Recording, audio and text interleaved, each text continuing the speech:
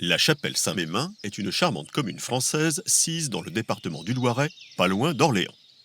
On appelle ses habitants les Chapellois, et ils sont au nombre d'environ 10 000. Il paraît qu'il y a pile 1500 ans, le Saint-Mémin en question combattit là un fameux dragon.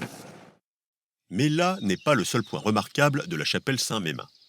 Il y a plus de 80 ans, c'est là que Saint-Gobain, vieux pote de Saint-Mémin, et en tout cas honorable société de verrerie, a commencé à fabriquer ces fameux verres qui ne s'usent même pas lorsque l'on s'en sert, les Duralex, qui, citation, résistent au choc et à l'eau bouillante.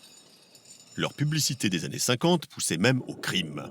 Utilisez-le comme un marteau, laissez-le tomber, tapez dessus, faites-le passer de la glace à l'eau bouillante. Mais rien n'y fait, incassable. Bon, pas tout à fait quand même. Et selon Saint-Gobain, la résistance au choc n'est que 2,5 fois plus importante que pour un verre normal. C'est déjà pas mal, mais attention. Si après avoir projeté un verre Duralex, il rebondit malencontreusement un peu trop sur l'arête, eh bien, malheur. Et oui, le Duralex éclate en une multitude de minuscules morceaux sournois qui vont se nicher partout, notamment là où le balai a bien du mal à les rattraper. C'est ennuyeux, certes, mais beaucoup moins dangereux qu'avec un verre normal, puisque le Duralex ne se brise pas en fin tesson tranchant, lui. Alors, Duralex, pourquoi ce nom ? Eh bien, Duralex, ça vient de l'expression latine Duralex sed lex. La loi est dure, mais c'est la loi. Quel rapport, direz-vous ? Eh bien, les verres sont durs, tout comme la loi, ça vous va ? En tout cas, c'est cette marque Duralex qu'a déposé en 1945 Saint-Gobain pour sa collection d'objets en verre trempé, c'est-à-dire cuits à 1500 degrés centigrades, affinés et moulés à 700 degrés, refroidis très rapidement par air frais à 20 degrés. C'est pour ça que c'est du solide. Et en plus, malgré tous ces mauvais traitements, le verre reste bien transparent. C'est 1 an après le dépôt du brevet, en 1946, que Saint-Gobain crée le verre Duralex culte dit le gigogne. Bien rond avec son petit ventre aimable et ses 2 petites lignes en relief aux 2 tiers supérieurs.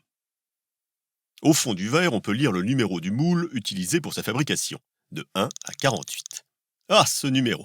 Imaginez que depuis 80 ans, les écoliers français, qu'ils soient de Marseille, Lille, Brest ou Strasbourg, se précipitent quotidiennement sur leur verre à la cantine car c'est très important, le numéro. Ainsi, par exemple, celui qui tombe sur le plus grand nombre sera de corvée pour remplir les carafes d'eau de toute la table. Vous imaginez l'angoisse. Alors, le gigogne, 3 tailles disponibles, le tout petit de 9 centilitres, le standard de 16 centilitres et le grand de 36 centilitres. Tous empilables. En gigogne, bah tiens. Bon, évidemment, la production de Duralex ne se limite pas à notre verre gigogne. Il y a aussi toutes sortes de bols ou ramequins à petites côtes pour les entremets. Et surtout, l'autre star maison, le Picardie, avec ses jolis bords côtelés. Et savez-vous que les verres Gigogne et Picardie ont régulièrement l'honneur des rétrospectives sur le design à travers le monde ? Oh, so chic dear, that's the French touch. Bon, chez Duralex, la crise s'est pointée comme partout ailleurs.